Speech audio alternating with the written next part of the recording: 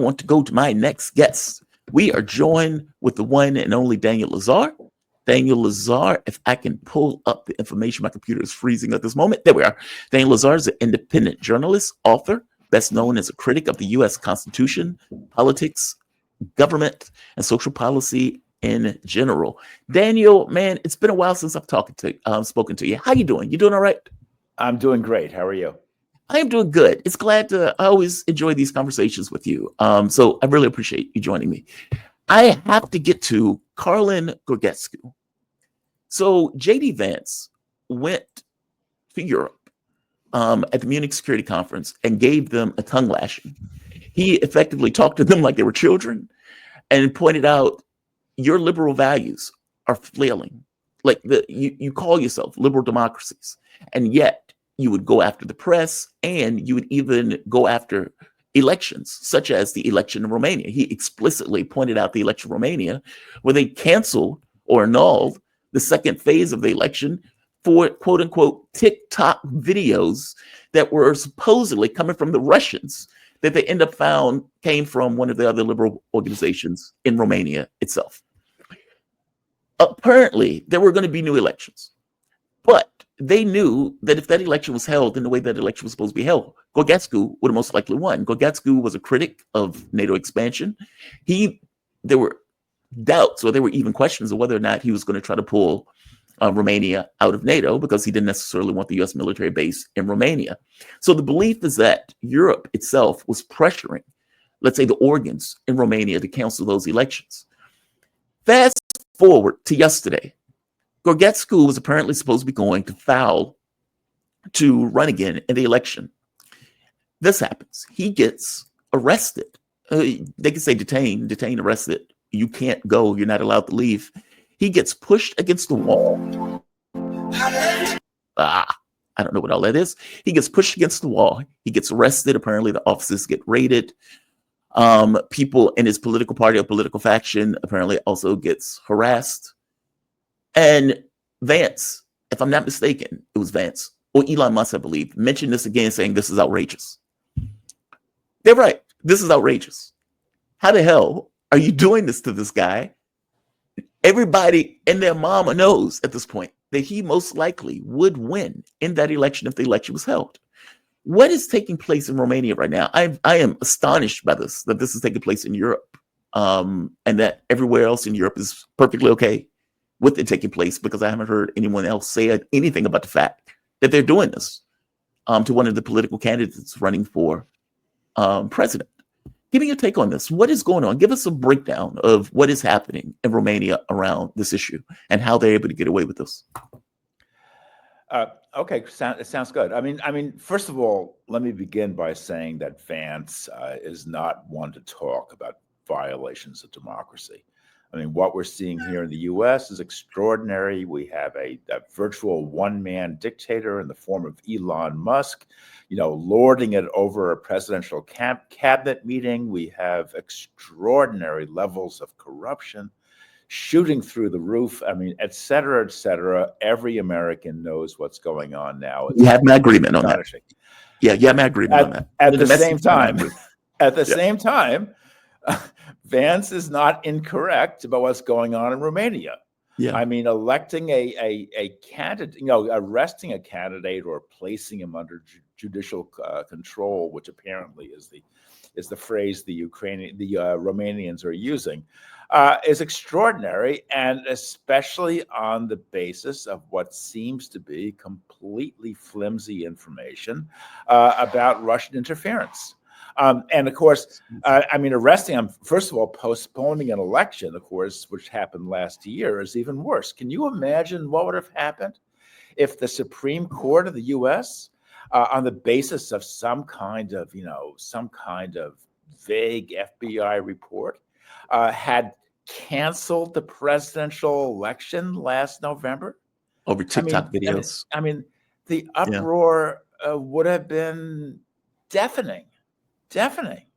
And Americans would have quickly charged the Supreme Court with usurping the role of the elected branches, and would have immediately said that democracy was under assault.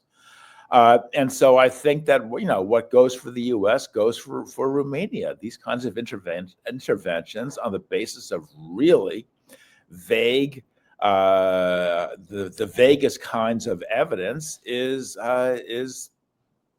undemocratic. It's a kind of a coup d'état. Now, I think that what's happening is that Georgescu is an ultra-rightist who is firmly allied with Trump, Musk, and Vance. Right. He is a right-wing conspiratorialist. He is friendly he's sympathetic to Putin and Russia. Mm-hmm. That's his right. Some of us have a certain degree of sympathy with Russia's plight, and I think it's an entirely legitimate point of view. But there is a war going on.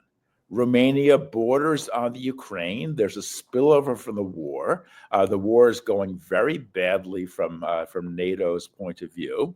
And so therefore, the NATO is very nervous about signs of dissent bubbling up. And certainly Georgescu represents one of those, he's one of those signs. Mm-hmm. So they're clamping down. They're trying to nip this in the bud. But the problem is it's not going to work. It's just not going to work. We saw what happened with lawfare here in the U.S., where the Democrats filed all kinds of cases against Trump. Some were pretty valid. Some were highly valid, such as the January 6th charges. Others were nonsense, such as the New York hush money to Stormy Daniels, or the fact that he exaggerated the dimensions of an apartment he was trying to sell.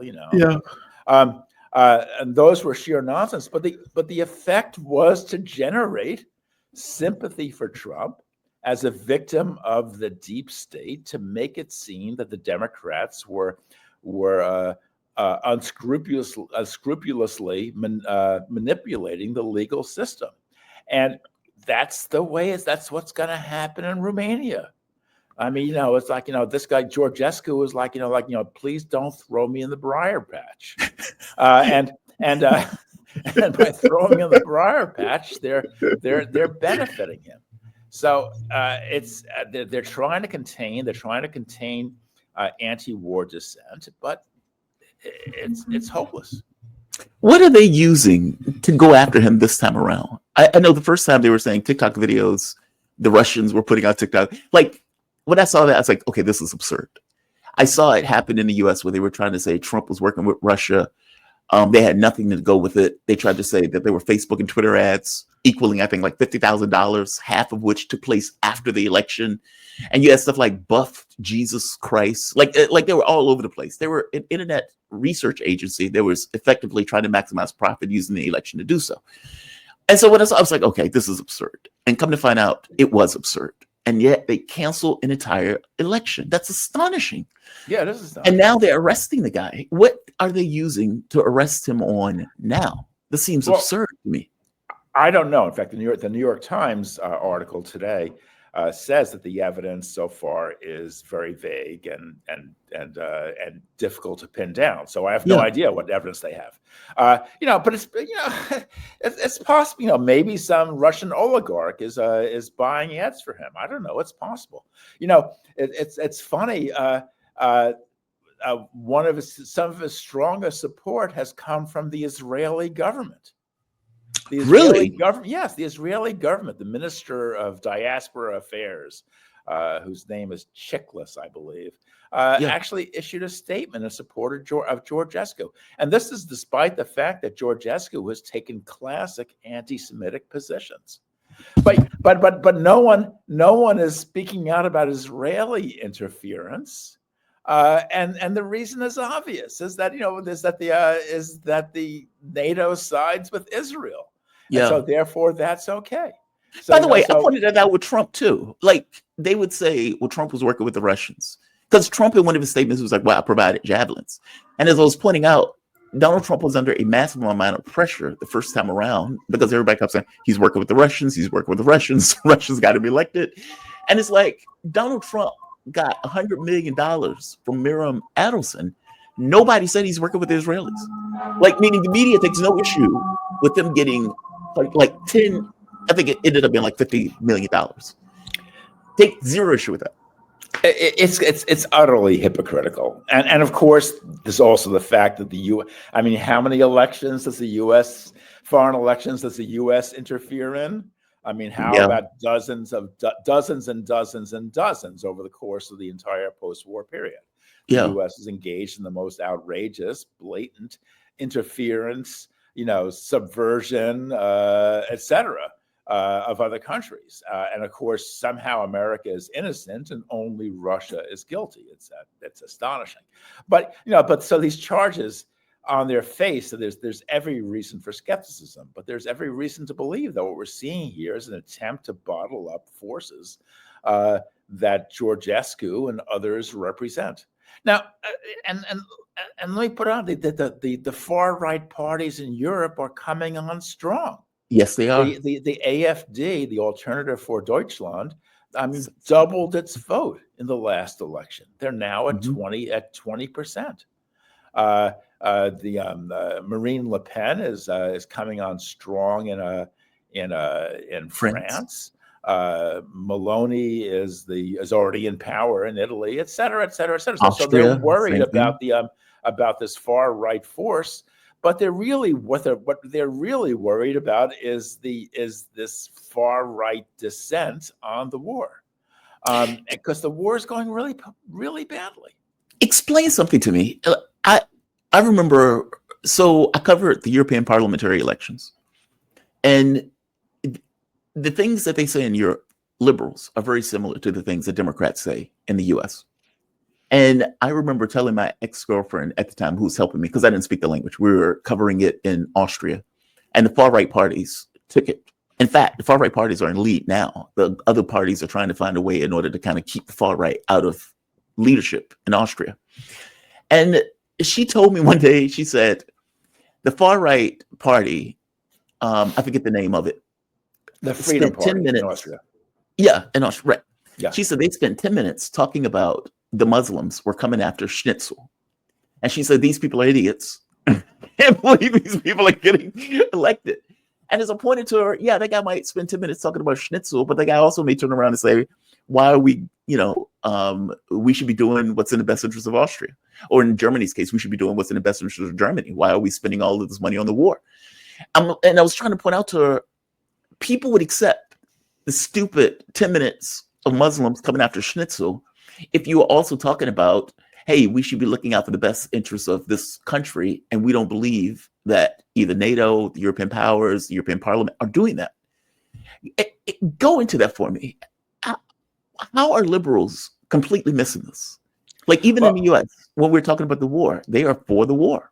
It's astonishing.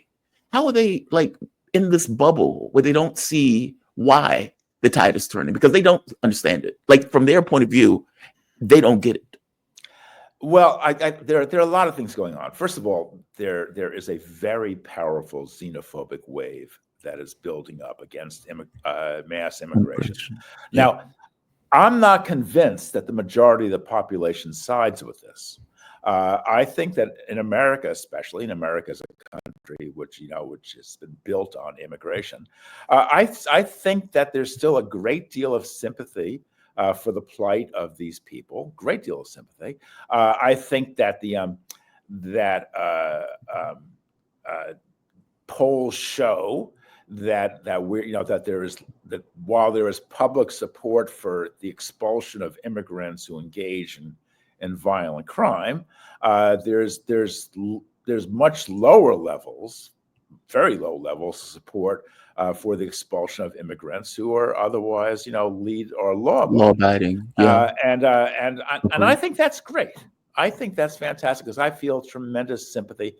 These people, anyone who makes it through the Darien Gap, was it 100 miles of dense jungle in an attempt to better their lives and better the lives of their children, has all my sympathy, and that's what this country was based on.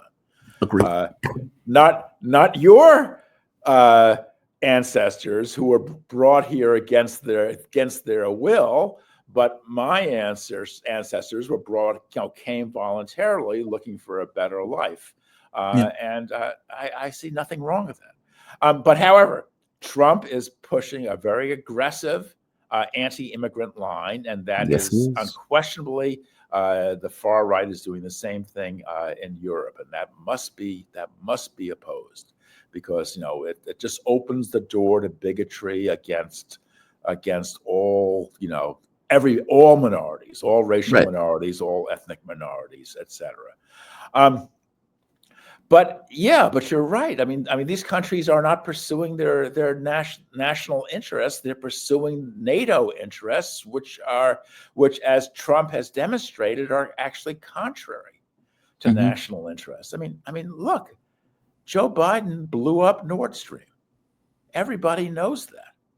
Now, is it in Germany's interest to be cut off from a No. source of low cost energy? That has been devastating to German industry. But yet there's a conspiracy of silence. No one in the German government is willing to point a finger where it should be pointed, which is at the Yeah. U.S. And so they float ridiculous stories about 5 Ukrainians on a rented yacht, and maybe they did it. And so no one is willing to stand up for democratic interests against this NATO steamroller. And so, unfortunately, with the total eclipse of the left, this dissent is taking a right-wing form. So therefore, nationalism is on the upsurge, and Mhm. and it's only the ultra-rightists like Georgescu who are speaking out against the war, speaking out against NATO, speaking out against NATO's insane plans to construct a giant naval base in Romania, which Yep. will put it in direct conflict with Russia. Why does Romania need this? This is complete nonsense. And there's no debate, however, it's just being pushed through. And that is, I think, really extraordinary and undemocratic.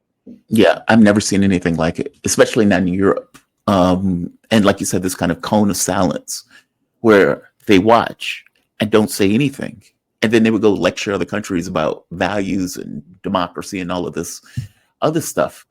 Give me your take on the way European leaders are dealing with Trump Yeah. and this kind of new norm that he's trying to bring into the international geopolitical stage.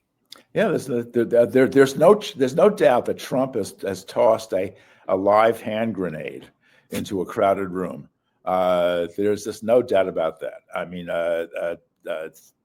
the first NATO General Secretary, a Brit named Lord Eastmay, he made a very famous comment that the purpose of NATO was to keep the Russians out, the Germans down, and the Americans in.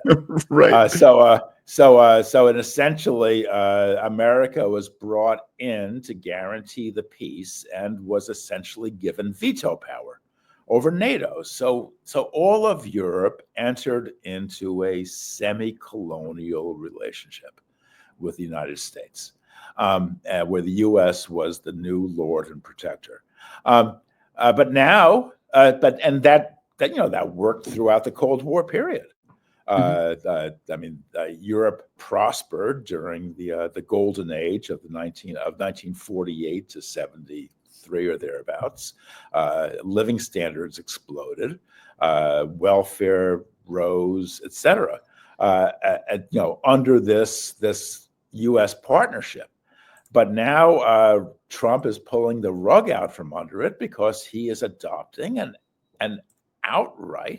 a stance of outright enmity, and he is essentially, the NATO is at war with Russia. Now Trump is backing Russia against NATO, and the Europeans are gobsmacked. They have no idea what to do. They essentially have got to declare independence from their former lord and protector, and they're not ready to do that. They're in no position to do that, but somehow they are being forced to do that. Fascinating. I've never seen anything like this. And this, I guess, could be the last question. I find myself in a bit of a tailspin. Like for 3 years, and even before that, if you can go to Obama, you go to Joe Biden, you go to Donald Trump's previous presidency, there was a pressure campaign against Russia, especially around the issue of Ukraine. And now all of a sudden, Trump is like, all right, we're done.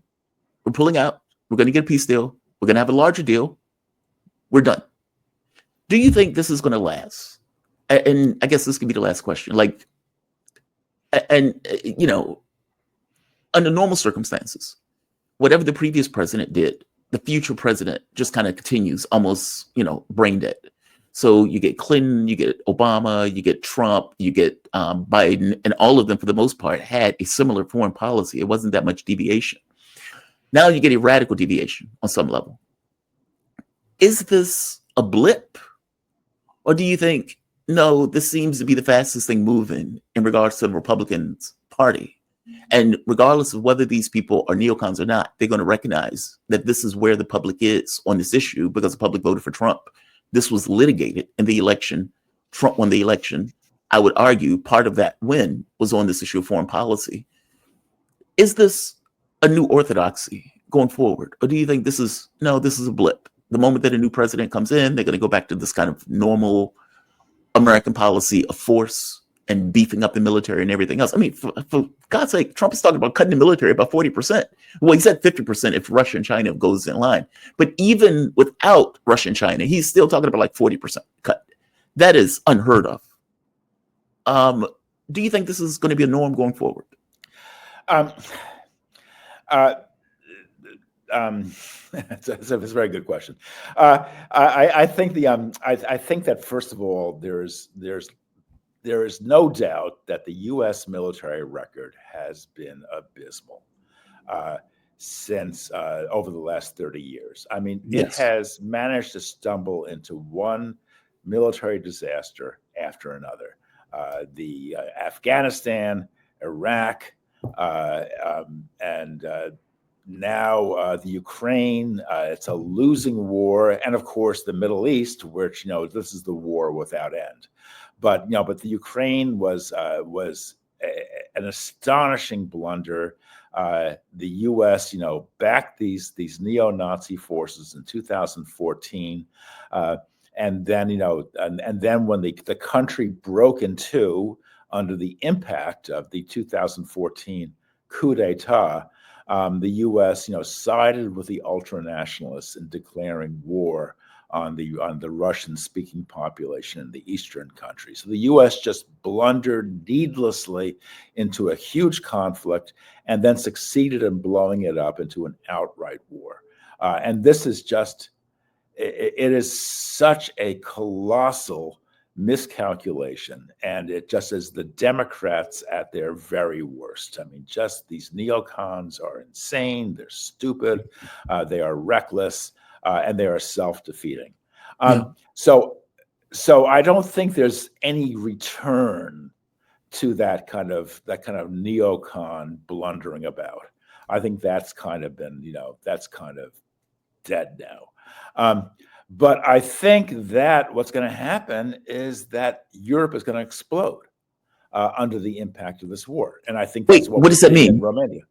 Well, that's what we're seeing in Romania. I mean, Romania's politics are destabilizing due to the war.